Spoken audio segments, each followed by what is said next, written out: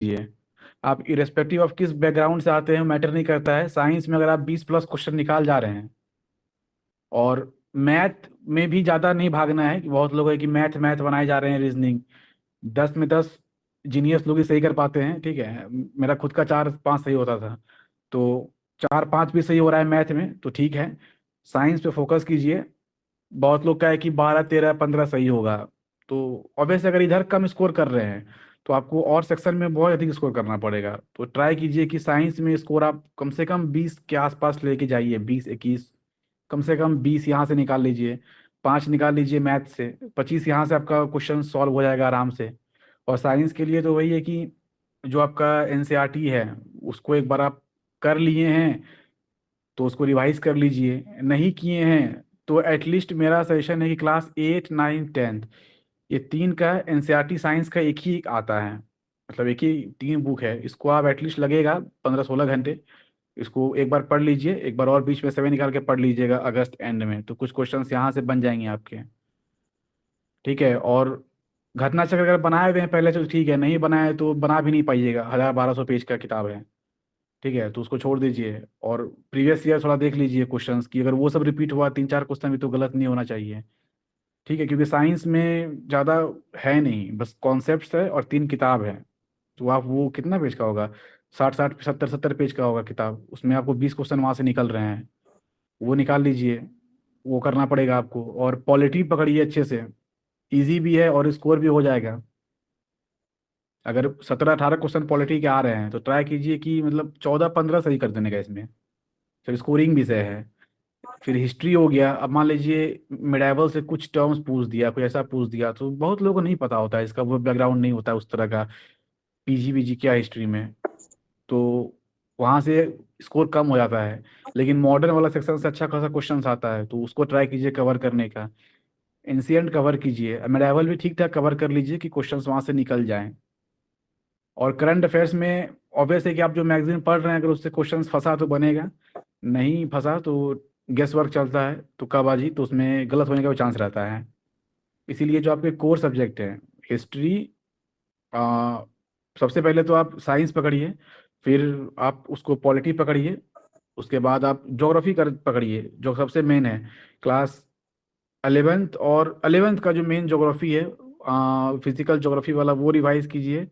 Indian geography को revise कर लीजिए खास करके। और ये 2 किताब आप कंफर्म करके जाइए ताकि आपके क्वेश्चंस वहाँ सही हो सके। ज्योग्राफी में अगर 15 क्वेश्चंस आ रहे हैं और आपके 8-9 सही हो रहे हैं तो क्राइम है, दूसरा कुछ नहीं है ये, क्योंकि ये सब स्कोरिंग है। सिंपल कॉन्सेप्ट है, आप सही कर सकते हैं इससे। करंट अफेयर्स का है कि आप कोई एडोरिया पढ़ा है, कोई विजन पढ़ा है, कोई बाजीराम का रेक्टिकल्स पढ़ा है, तो हो सकता है कि विजन से पूछ दे तो इधर नहीं बनेगा एटोरिया वाले का, एटोरिया से पूछ दिया तो विजन वाले से ना बने कभी, बहुत बार ऐसा होता है।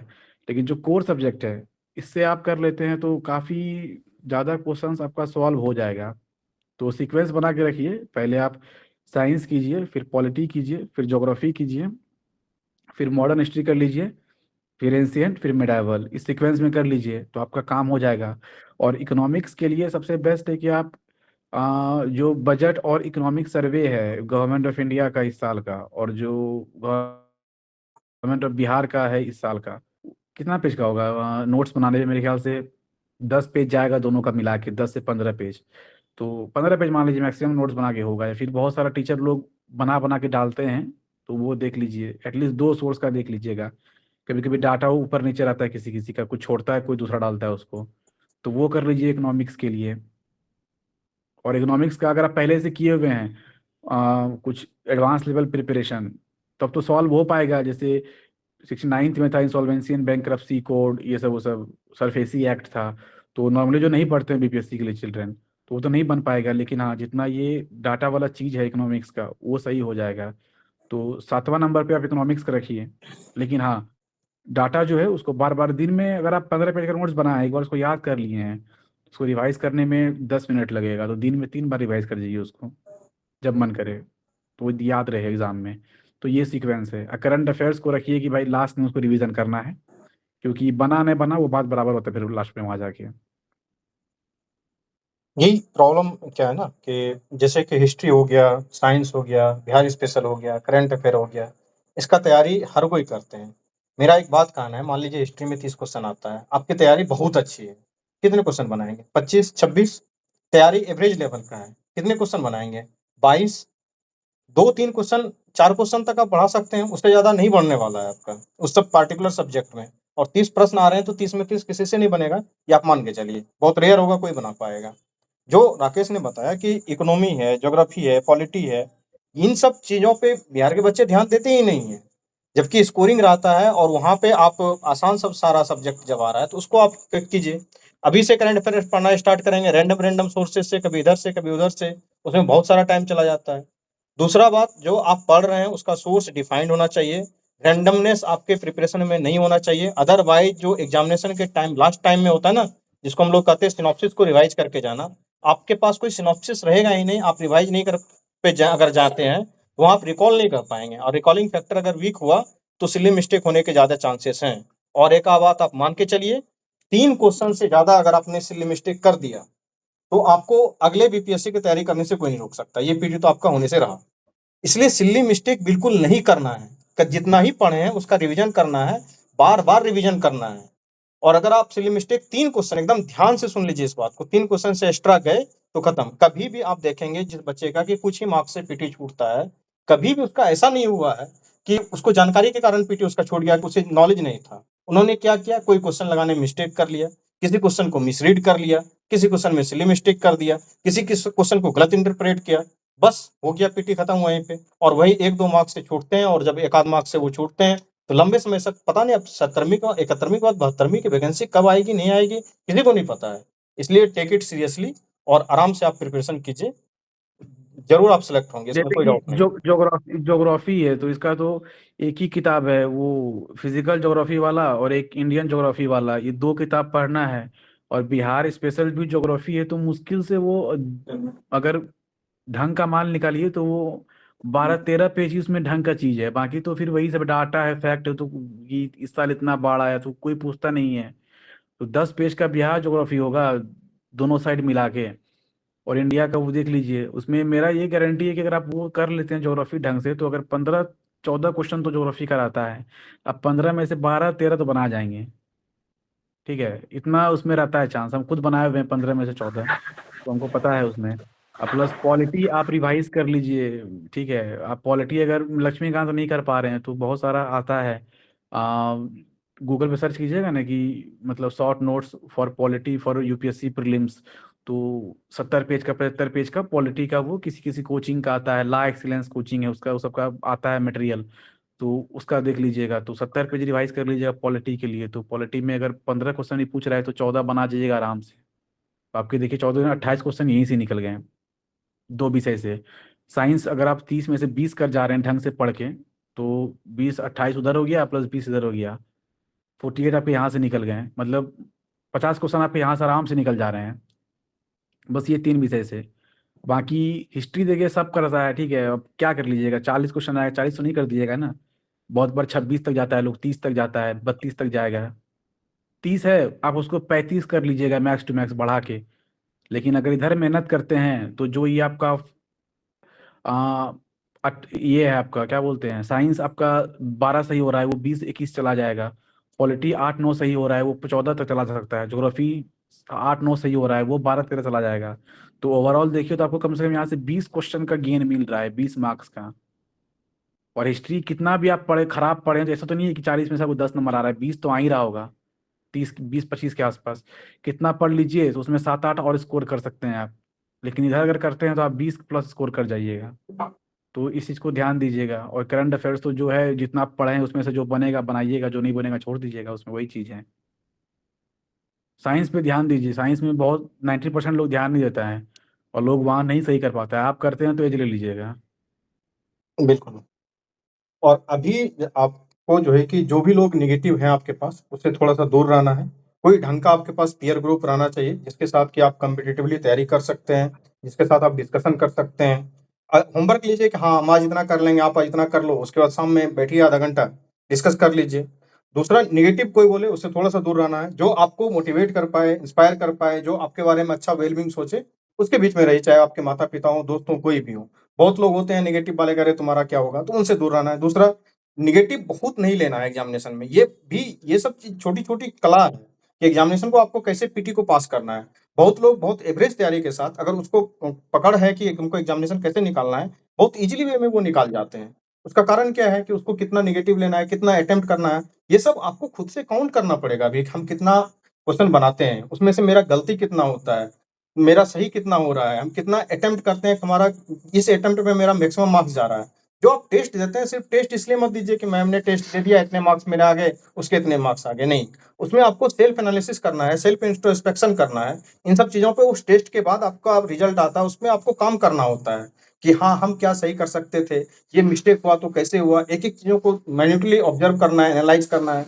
जब आप ये सब चीज़ करेंगे ना, तब जाके एक-एक मार्क्स बढ़ेंगे और हर दिन आप प्रयास कीजिए कि 1 मार्क्स मेरा कैसे बढ़ जाए पीटी में, 2 मार्क्स कैसे बढ़ जाए पीटी में, 1-1 मार्क्स भी आज से ही बढ़ा के लेके चले जाएँगे ना, तो भी आपका सिलेक्शन हो जाएगा। तो इन सब चीज़ों पे बहुत ध्यान रखना है। दूसरा, नेगेटिव कितना अटेम्प्ट लेना है, नहीं लेना है, आप एग्ज़ामिनेशन से पहले ही डिसाइड कर लेंगे कि हाँ, मेरा मैक्सिमम एफर्ट ये है, मेरा मैक्सिमम सही होने का चांसेस ये रहता है, मैं इतना ही अटेम्प्ट लूँगा, इसके बाद नहीं लूँगा। इन सब चीज़ों को बहुत अच्छे से ध्यान रखिएगा, ताकि आपको पीटी में कोई परेशानी ना हो। कोई प्रश्न है आपकी तरफ से? पूछ लीजिए।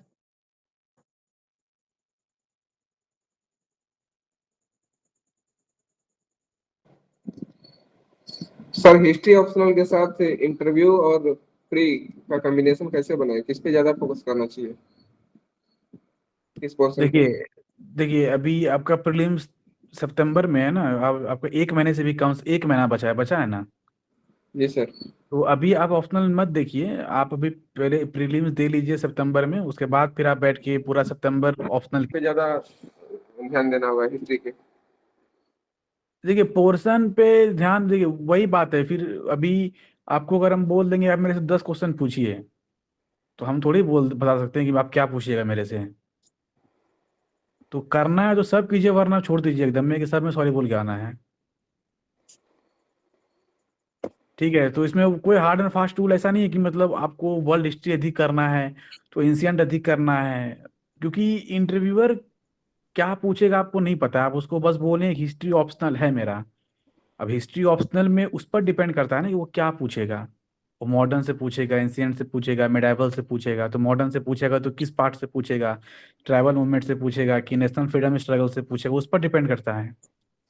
तो आपको अपने तरफ से प्रिपेयर रहना है, इसलिए मैंने बोला था ना कि समय देना पड़ेगा आपको ऑप्शनल के लिए, कम से कम 1.5 महीने मान लीजिए। पीटी है 13 सितंबर को, उसी के आसपास है, तो देख लीजिए, बाकी 15 से आप दीजिए 1 महीना ऑप्शनल को।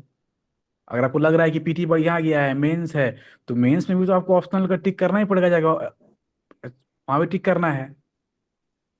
तो आप दिन में निकालिए 3 घंटे ऑप्शनल के लिए। GS1 GS2 ऐसे ही तो है। अगर आप 2 घंटे GS1 GS2, 2 घंटे GS, मतलब 4 घंटे ये हो गया, 1 घंटा ऐसे काफ़ी है, 5 घंटा हो गया। 8 घंटे पढ़ते हैं, 3 घंटा दीजिए ऑप्शनल को अपना। 10 घंटे पढ़ रहे हैं तो 3 घंटा ऑप्शनल दीजिए, बाकी उधर दीजिए समय अपना। तो वो चीज़ है। पोर्शन अभी कोई नहीं, सर भी नहीं बता पाएंगे कि मतलब किस चीज़ से पूछेगा अधिक। ठीक। इंटरव्यू में क्या बताएंगे सर, कैसे बता देंगे बताइए, उनके मूड पे है ना वो क्या पूछेंगे, उनका एक्सपर्टीज किस में है। वहाँ एक आदमी नहीं होता है ना, वहाँ पर 5 4 आदमी होगा। ठीक है, एक आदमी पूछ लिया आपसे एंशियंट पे, दूसरा पूछ लेगा मॉडर्न पे, फिर क्या कीजिएगा। आप सही कह रहे हैं सर, हमने इस आधार पे पूछा था कि मान लीजिए मैक्सिमम लोग तो हिस्ट्री ऑप्शनल ही रखते हैं, हाँ। और ज्यादा लोग से क्वेश्चन जो पूछा गया होगा इसके आधार पे ये गेस किया जा सकता है ना कि ज्यादा वो किस ओर झुक रहे हैं, क्योंकि नहीं इंटरव्यू नहीं, देने वाले देखिए तो। देखिए एक बात आपको हम पहले बता देते हैं, ठीक है। प्रीलिम्स हो, मेंस में फिर भी आप प्रेडिक्ट कर सकते हैं कि ये करंट अफेयर्स टॉपिक है पिछले बार। प्रीलिम्स में और इंटरव्यू में आप प्रेडिक्शन पे नहीं जाइए, जाइएगा तो फिर फंस जाइएगा। ठीक है, ओके। आप देखे होंगे 68 बीपीएससी में बिहार स्पेशल पूरा भर भर के पूछा था। 68 वाले में कदीमाबाद, दायमाबाद में पावर प्लांट लगाए, कहाँ लगाए, एकदम घुस घुस के। पहले ये कहाँ हुआ है, किस डिस्ट्रिक्ट में हुआ है, ये पूछा, इस डिस्ट्रिक्ट में कहाँ पर हुआ, आप ये पूछ दिया था। तो 68 का पैटर्न देख के जो तैयारी किया 69 का नहीं हुआ था प्रीलिम्स, क्योंकि ये पूछ दिया नेशनल लेवल करंट अफेयर्स। और लोग फिर तैयारी किया कि 69 बीपीएससी चला गया यूपीएससी लेवल पे, लोग विजन पढ़ना शुरू कर दिया। और 70 में क्या किया, अब देख रहे हैं 1 नंबर पूछ दिया, फिर लोग का नहीं निकला, तो फंस गया ना जो प्रीवियस ईयर देख के तैयारी कर रहा है।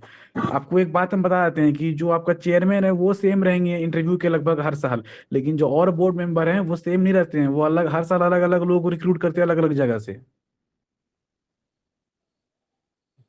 जी तो फिर सर। वो क्या पूछ रहे हैं तो आपको कैसे पता चलेगा कि वो ट्रांसक्रिप्ट, मतलब आप ये कर सकते हैं पता कि जैसे कि आपसे ऑप्शनल से क्वेश्चन पूछे जा रहे हैं, ठीक है, अब क्या पूछे जा रहे हैं ये पता करना भी नहीं चाहिए, मेरा ये मानना है। कर लिए कि देख लिए ठीक है, डेप्थ कहाँ तक जा रहा है, कि मतलब कुछ ऐसा स्पेसिफिक डेट तो नहीं पूछ दे रहा है, पूछ दे रहा तो प्रिपेयर करेंगे, लेकिन हाँ मतलब क्या पूछ रहा है किस पोर्शन से, ठीक है, तो वो तो मतलब ट्रेड कर रहे हैं, तो फिर समझ लिए कि मतलब दिक्कत वाली बात है। नहीं, आप जो कर भी नहीं पाएगा ना। आप मान लो कि जैसे वहाँ होता क्या है, जब आप जाते हैं बीपीएससी में इंटरव्यू देने के लिए, तो बच्चे बाहर निकलते हैं, तो उसी हॉल में बैठे हुए रहते हैं, तो लोग पूछते हैं कि आपसे क्या पूछा, आपसे क्या पूछा।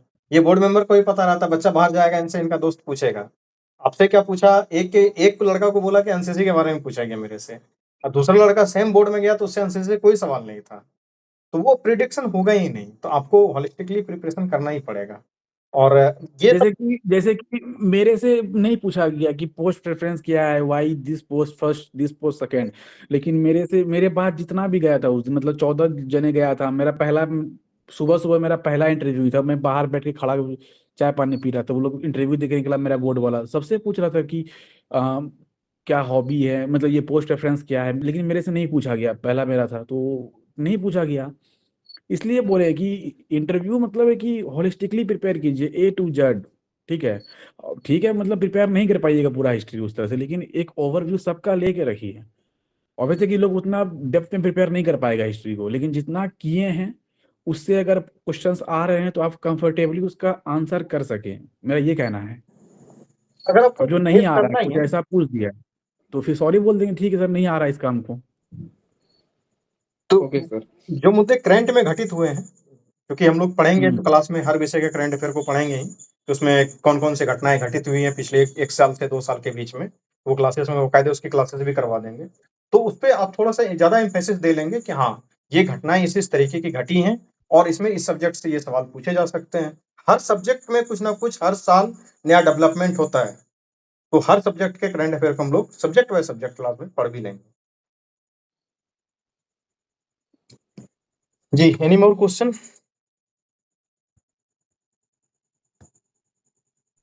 सर मेंस होने की पॉसिबिलिटीज कब तक है? ये पीटी के 3 महीने के बाद, या पीटी के समय में? 3 महीने मिनिमम मान के चलिए, सितंबर में, अक्टूबर नवंबर दिसंबर एंड या जनवरी में, जैसे वो लिया था 69th वाले का वैसे ही ले लेगा। हम्म। हाँ। और उस समय ये समस्या रहेगी आपके साथ कि अभी जैसे कि पीटी और इंटरव्यू लड़ रहा है, उस समय पीटी और ये मेंस और इंटरव्यू एक साथ होने का चांसेस रहेगा, और ये साइकिल है, हर बार चलता है। ऐसा नहीं है कि कोई ये पहली बार ऐसा हो रहा है कि आपका इंटरव्यू भी आने वाला है, आपका पीटी भी होने वाला है। ये हर बार होता है। वो 69 छोड़िए, के जस्ट बाद तो पीटी हुआ था ना। मेरा 68 में क्या हुआ था कि 2 तारीख 3 तारीख 4 तारीख को हम मेंस दिए हैं जनवरी में, 2 3 4 जनवरी को शायद मेरा मेंस था, हम्म। 10 तारीख को मेरा इंटरव्यू था, और फिर 20 तारीख को मेरा ऑप्शनल का मेंस था 69th का, और बीच में 10 तारीख को मेरा 68th का इंटरव्यू था। तो आप देखिए, एक ऑफिसर की वो तो मैं क्वालिटी भी यही होती है ना, कि हर चीजों वो को तो आप मेरा कैसे मेंस के मैनेज बीच में करते हैं। पड़ गया था। ये हर बार होता है, सर सिक्सटी और भाई, सिक्स में भी हुआ है, 65th में भी हुआ है, ये साइकिल चलते रहा है। और सर डेट मैच कर जाए तब फिर क्या करना होगा, इसमें एप्लीकेशन देना डेट होगा? मैच नहीं करेगा वो, उसको पता है कि हम मेंस ले रहे हैं तो इंटरव्यू से नहीं रखना है। अच्छा। हम्म। इवन देखिए, इसमें बता देते हैं, ये हुआ क्या था पिछली बार, ये किस इंटरव्यू के समय में यूपीएससी का भी इंटरव्यू चल रहा था। तो एक बच्चे का हम्म। क्या हुआ कि डेट तो मैच नहीं कर रहा था, लेकिन वो उस दिन कंफर्टेबल नहीं था, क्योंकि दिल्ली से ट्रेवल करके आना, फिर यहाँ से जाना, मीन्स ये इंटरव्यू कुछ चल रहा था। तो वहाँ पे आप आराम से एप्लीकेशन दे सकते हैं, और आप एप्लीकेशन दे के जेन्युइन रीजन के साथ अपना इंटरव्यू का डेट पोस्टपोन करवा सकते हैं। वो लोग यहाँ प्रीपोन या देखिए पोस्टपोन दोनों करते हैं। जैसे कि अगर आपका मेंस है मान लीजिए जनवरी में, ठीक है, मान लीजिए 15 जनवरी से आपका मेंस शुरू है, और 2026 में, और 2025 का यूपीएससी मेंस दिए हैं, और आपका मान लीजिए 17 जनवरी को इंटरव्यू पड़ गया यूपीएससी का, डेट आ जाता है, मतलब 1 जनवरी के इंटरव्यू के कुछ दिन पहले डेट आ जाएगा फर्स्ट फेज का इंटरव्यू का, कि किस किस दिन किसका पड़ेगा, और बीपीएससी भी बता देगा कि मेरा इस दिन मेंस है। तो क्या लगता है कौन सा आप पोस्टपोन करा सकते हैं? तो आपको यूपीएससी को बोलना है कि आप मेरा इंटरव्यू पोस्टपोन कीजिए, क्योंकि वो आपका सिंगल डे का है, वो आपका लास्ट डे फिक्स कर सकता है। लेकिन आप बीपीएससी को ये नहीं बोल सकते हैं आके कि आप मेरा मेंस अकेले लीजिए, क्योंकि आप वो डेट निकाल दिया है मेंस का, पूरा बिहार में एक दिन में मेंस होना है उस पर्टिकुलर डेट को। तो आप यूपीएससी को दीजिए अपना बीपीएससी का एडमिट कार्ड कि मेरा इस दिन मेंस है, तो मेरा इस दिन का इंटरव्यू आप पोस्टपोन करके कहीं कभी और रखिए, तो यूपीएससी आपका रख देगा। और वैसे ही मान लीजिए आपका यूपीएससी का चल रहा है मेंस और बीपीएससी का इंटरव्यू पड़ गया उस दिन, तो आप बीपीएससी को लेटर दीजिए कि मेरा यूपीएससी का मेंस है इस दिन एडमिट कार्ड के साथ, तो बीपीएससी अपना इंटरव्यू शेड्यूल चेंज करेगा आपके लिए। आपका किसी लास्ट दिन रखेगा फिर वो, या किसी कहीं बीच में अटैच करेगा आपको, ऐसा होता है।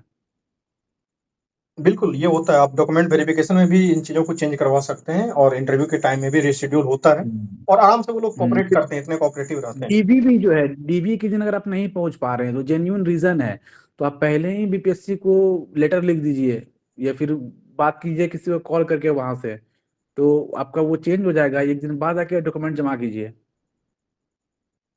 और वहां पर जैसे कि बोला था डॉक्यूमेंट वेरिफिकेशन में ये भी दिया आता है, अगर कोई डॉक्यूमेंट आपका नहीं है डीवी के दिन, तो आप इंटरव्यू के दिन उसको जाके सबमिट कर सकते हैं। मतलब अगर उस दिन छूट गया कुछ, तो ऐसा कुछ नहीं होता है कोई निकाल देगा वहां से, निकालता कभी नहीं है। निकलिएगा इक्के सर पे, जब पास नहीं कीजिएगा एग्जाम। बिल्कुल, एक्नॉलेजमेंट दे करके आप इसको चेंज करवा सकते हैं। बहुत कोऑपरेट करते हैं वो लोग, बहुत कोऑपरेटिव रहते हैं। कि आप अगर लगभग प्रीलिम्स पास किए हैं तो आपको वहां से भगाएगा नहीं, आपके पास आपके साथ कोऑपरेट करेगा वो। Okay sir, thank you. Okay. और किन्हीं का कोई सवाल है या फिर सेशन कवर करें? जो मन में है किसी भी तरीके का सवाल आप पूछ सकते हैं।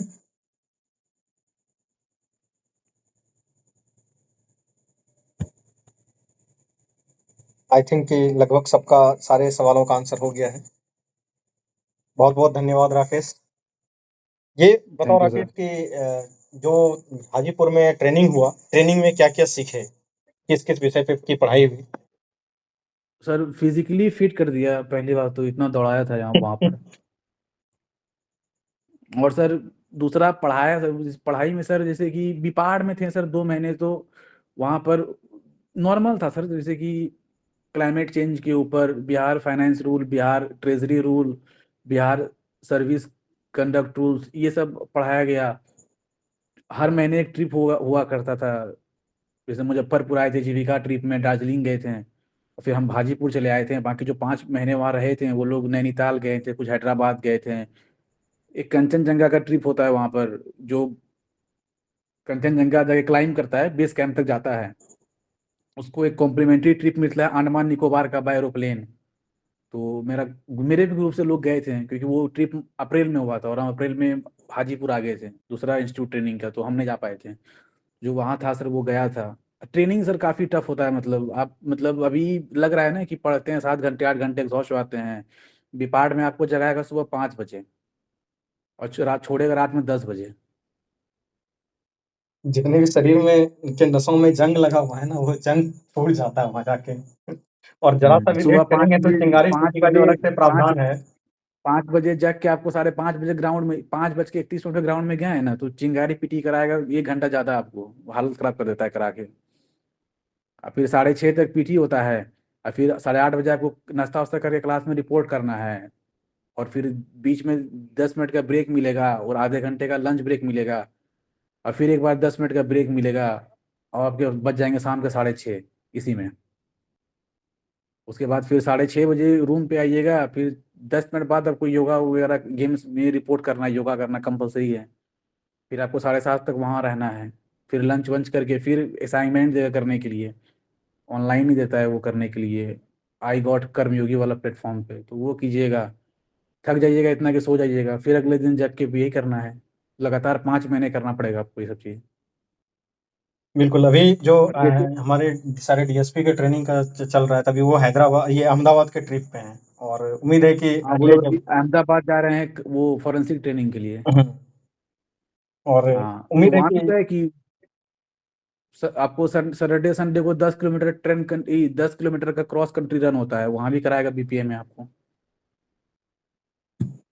बिल्कुल। और हम लोग अगली बार जब अगले सेशन में किसी को बुलाएँगे तो उम्मीद है कि कुछ डीएसपी को बुलाएँगे। एक तो जो अभी आपके रिसेंट वाले हैं, उनसे आपकी बात करवा देंगे। उसके बाद जो पुराने वाले कुछ डीएसपी हैं, जो काफ़ी लंबे समय से जॉब में हैं, उनसे भी बात करवा देंगे ताकि जो भी पुलिस डिपार्टमेंट के लोग हैं, उनको हेल्प मिले। और ख़ास करके पुलिसिंग पे बहुत सारे सवाल पूछे जाते हैं इंटरव्यू में भी, तो उसमें मदद मिलेगी। उसके बाद कुछ एसडीएम से बात हुई है, तो एसडीएम साहब लोग भी आएँगे। एक एसडीएम साहब आने वाले थे बहुत जल्दी ही, तो लेकिन उनके डीएम साहब के साथ उनका ओएसडी में ड्यूटी लगा दिया है। और जब आप किसी के ओएसडी बनते हैं तो बहुत ही ज़्यादा हेक्टिक ड्यूटी लगता है। आप सोच नहीं सकते हैं कितना खतरनाक ड्यूटी लगता है। आप 9 बजे ऑफिस के लिए निकल जाते हैं और 10, 11, 12 बजे रात तक, इवन कि किसी-किसी दिन 2 बजे रात तक वो ऑफिस में रहता है। और 2 बजे ऑफिस से आना है रात को और फिर अगले दिन 9 बजे आपको ऑफिस के लिए निकल जाना है।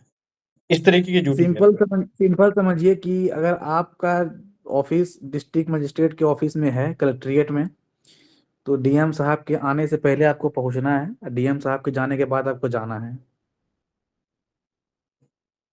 बहुत क्योंकि बहुत डीएम ज़्यादा साहब कभी भी मतलब हेक्टिक खोज ड्यूटी लेंगे रहता आपको। है। और डीएम साहब ऑब्वियस है कि जैसे कि हमारे पूर्णिया के भी यहाँ पर हैं अंशुल सर, तो वो एकदम एग्जैक्टली शार्प, एकदम जितना बजे वो टाइम है आने का, उनसे बिफोर हैंड ही वो आ जाते हैं। और लेट नाइट तक वो मतलब रहते हैं ऑफिस में, तो सभी को रुकना पड़ता है, कोई बीच में ये नहीं बोल सकता कि मैं घर जा रहा हूँ ऐसे वैसे।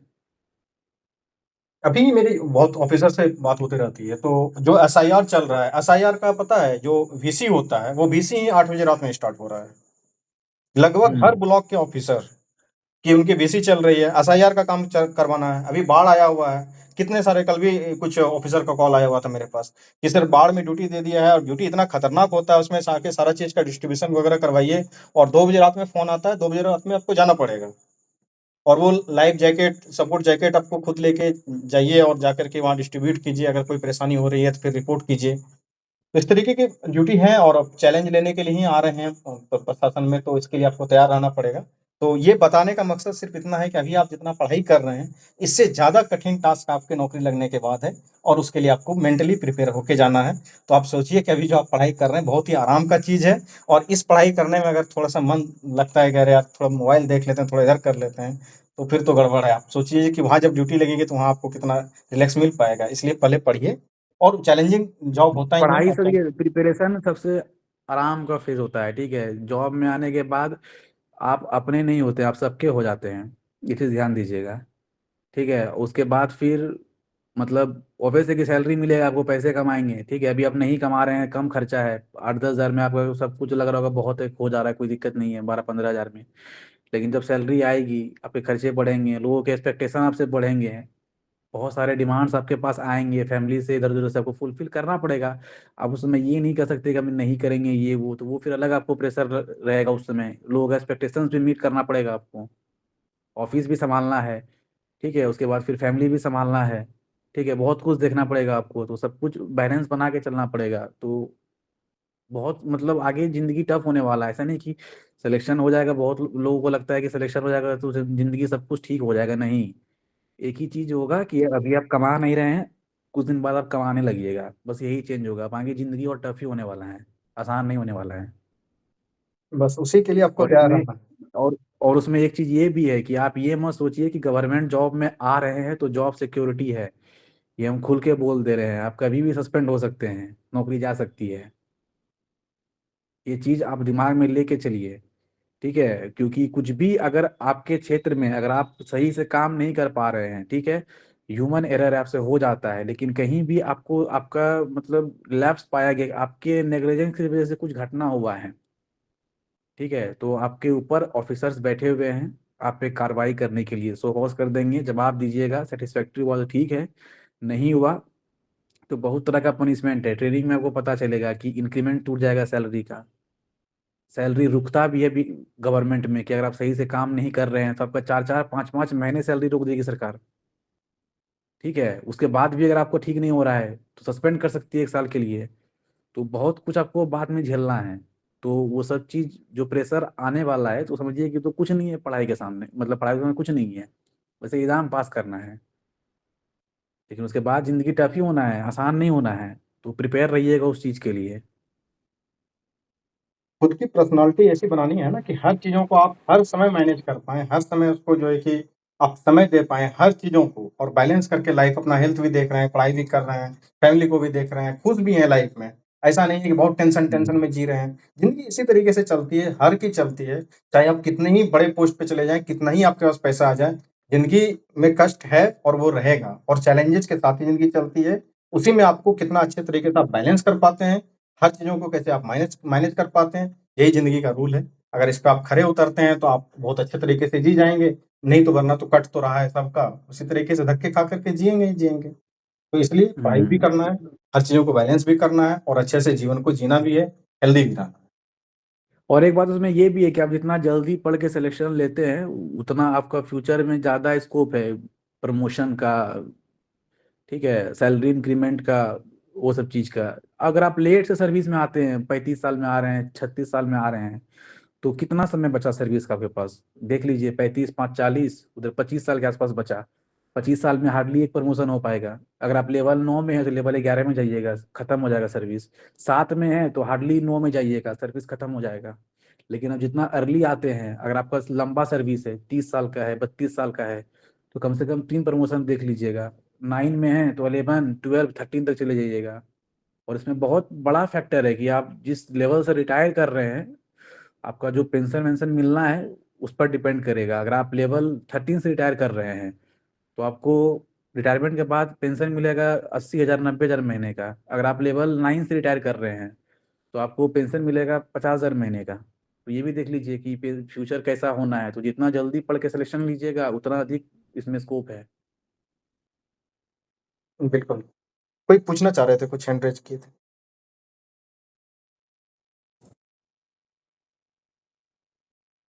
सर लीव भी तो होती होंगी ना इसमें? लीव होता है ना, 16 की कितना मिलता है ऑफिशियल, आप ले सकते हैं सीएल वगैरह। और सर एलएपी भी मिलता होगा ना अलग से क्या 16 मिलता के है? बाद? सीएल के बाद एलएपी अर्निंग लीव। हाँ, अर्न लीव मिलता है जब आपका सर्विस 1 साल का हो जाएगा तब मिलता है, अभी नहीं मिलेगा। अच्छा। और छुट्टी का देखिए, सिंपल चीज है कि छुट्टी आपका, मतलब अगर आप अनुमंडल में है तो एसडी, मतलब जो भी आपके एसडीएम होंगे वहां पर वो अप्रूव करेंगे। इनफैक्ट आप एसडीएम भी हैं तो आप छुट्टी खुद से नहीं ले सकते, आपका छुट्टी डीएम सर सैंक्शन करेंगे। ये चीज आप जान लीजिए, ठीक है। और छुट्टी ज्यादा मिलता नहीं है। अगर 16 है तो आप 10 भी उसमें से यूटिलाइज कर लीजिए, बहुत बड़ा बात हो जाएगा। छुट्टी तो बहुत मुश्किल से देता ही नहीं है, आपका सीएल रखा हुआ रह जाता है। छुट्टी आप देंगे, हाँ। एप्लीकेशन पास ही नहीं होता है। बहुत मुश्किल है ये, बिहार में तो छुट्टी का बड़ा कष्ट। हम्म जैसे कुछ इमरजेंसी है, जैसे कि मान लीजिए वो पैटर्निटी लीव हो गया, अब अर्न लीव है कि आपको कुछ इमरजेंसी आ गया है, ठीक है, सिक लीव हो गया कि इमरजेंसी मेडिकल लीव हो गया, तो वो सब मिल जाएगा। लंबा के कक महीने के लिए जाना है, लेकिन अगर चाहिए कि 2 दिन का छुट्टी लेके हम निकल जाएं सीएल वगैरह अप्लाई करके, तो छुट्टी आपका देखिए डीएम सर सैंक्शन करेंगे। तो ऑब्वियस है कि बहुत सारा काम रहता है, तो मुश्किल रहता है छुट्टी मिलना। और ये बात भी निर्भर करता है कि जिला में डीएम साहब कैसे आए हुए हैं। डीएम सर अगर हैं हाँ। कॉर्डियल तो ठीक है, अगर मोडियल हैं फिर तो आप समझ लीजिए कि जब तक वो आपके जिला में हैं, तब तक तो आपका जीना ठीक से दुभर होने वाला है, उसमें कोई डाउट नहीं सर है। ऐसा तो सर ऐसा क्यों होता है कि जब हम लोग सरकारी ऑफिस में जाते हैं कोई काम को लेके तो हमेशा पता चलता है कि सीओ साहब छुट्टी पे हैं, बीडीओ साहब छुट्टी पे हैं, जब जाए तभी छुट्टी पे हैं। छुट्टी ये पे नहीं खबर रहते क्यों हैं, आती है? वो किसी और दूसरे जगह डिप्यूट रहते हैं, छुट्टी मिलता कहाँ है? बहुत छुट्टी कहाँ, मतलब जैसे कि आप जाते होंगे तो मीटिंग में गए होंगे डीएम सर के साथ, तो फिर ठीक है, विभाग का वीसी में होंगे तो बोल देता वो छुट्टी में है सर, आपको बोलेगा कि वीसी में आप बैठ के फिर इंतजार कीजिएगा दिन भर, तो बोल दिया छुट्टी पे है सर। वही चीज हाँ, होता है। हो सकता है। हाँ। छुट्टी तो बहुत रेयर मिलता है, मतलब मेरे इतने हाँ, तो दोस्त हैं जॉब में। वीसी में रहते हैं फील्ड। अब मान लीजिए फील्ड विजिट पे निकले हुए हैं, ठीक है, तो बोल देंगे कि फील्ड विजिट पे गए हैं, तो आप बैठिएगा शाम तक कि आएंगे कब आएंगे। हो सकता है कि फील्ड विजिट करके वापस उधर से आवाज चले जाए अपने, या फिर चले जाए डीएम सर के पास किसी काम से, तो बोल देते हैं कि छुट्टी पे आज है जी, आज ऑफिस छुट्टी, मतलब कि ऑफिस में नहीं है, कहीं और हैं, लेकिन है प्रेजेंट वहीं वो। एक रूल और भी जान लीजिए इसका, ऐसा कुछ है मतलब एग्जैक्टली वो किलोमीटर में है कि आप अपना हेडक्वार्टर का 8 किलोमीटर के अंदर ही रह सकते हैं। छोड़ने से पहले आपको परमिशन लेना पड़ेगा कि हम ये हेडक्वार्टर छोड़ रहे हैं अपना, हम जहाँ भी आपका पोस्टिंग है 8 10 किलोमीटर का रेडियस, उसके बाद आप छोड़ सकते हैं। ऐसे ही गए और उस समय कुछ दुर्घटना होता है और वो चीज़ आपके अंदर है, वो विभाग, तो पूछेगा कि कहाँ है इसका ऑफिसर। पता चलेगा कि जब घटना हुआ तो वो इस एरिया में मौजूद नहीं था, ठीक है, तो आप पर कार्रवाई होगा। तो वो चीज़ इसमें टफ चीज़ है, वो आपको देखना पड़ेगा वो सब चीज़। सर्विस में आइएगा तो चलेगा पता, मतलब जब जाइएगा डिस्ट्रिक्ट में, तो आपको देखना पड़ेगा ये सब चीज़।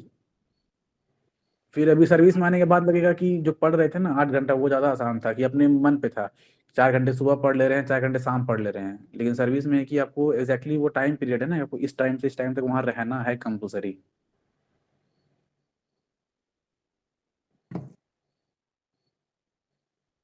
आवाज नहीं आ रही, सर आवाज तो आपका सबको आ क्या रही है। कार्य रहता है सर जेल सुपरिटेंडेंट के रूप में? मेरा अभी ट्रेनिंग में हम लोग का पोस्टिंग जब हो जाता है तो होता है कि ओवरऑल मेंटेन, क्या बोलते हैं, सुपरविजन ऑफ द प्रिजन जो होता है हमारे अंडर, हमारे मतलब अंडर क्या मतलब हमारे जो है वहाँ पर हेल्प करने के लिए रहते हैं, जेलर रहते हैं, सहायक जेलर रहते हैं, मतलब वो सब रहते हैं। उसके बाद फिर कंप्यूटर ऑपरेटर रहते हैं, लिपिक मतलब लिपिक रहते हैं, वो सब क्लर्क रहते हैं। तो सारा वो मैनेज करने के लिए रहता है कि क्या मतलब जो भी सरकार के स्कीम्स है प्रिजनर्स के लिए उसको प्रोवाइड करना, सारे प्रिजनर्स अच्छे रहें, किसी का तबीयत खराब हो तो उसको अस्पताल पहुंचवाना एम्बुलेंस से, ट्रांसफर करना है प्रिजनर्स को किसी एक जेल से दूसरे जेल, तो एसपी साहब को डीएम सर को बोल के गार्ड मंगवाना, उसको ट्रांसफर करना। कोर्ट में किसी का वीसी है तो उसको प्रोडक्शन करना सही टाइम पे डिस्ट्रिक्ट जज के सामने, तो वही सब काम रहता है।